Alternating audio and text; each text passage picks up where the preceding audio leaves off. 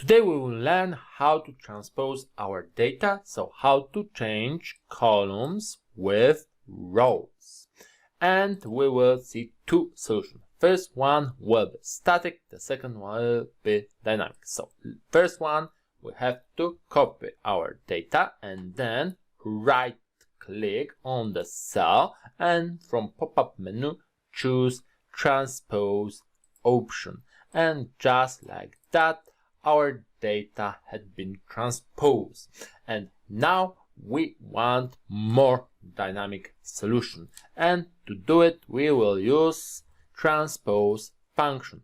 Just select array data we want to transpose and press enter, and just like that our data is transposed.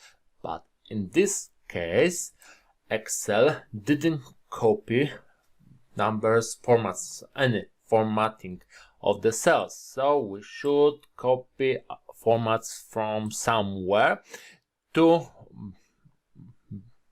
our new data set, new place.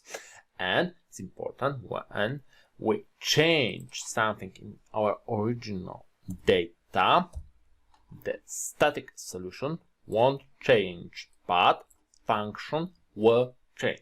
And one more note about transpose function: in older version than dynamic array Excel, in those version we should select proper range before putting formula in one cell and then Ctrl Shift enter our formula, so it is array formula.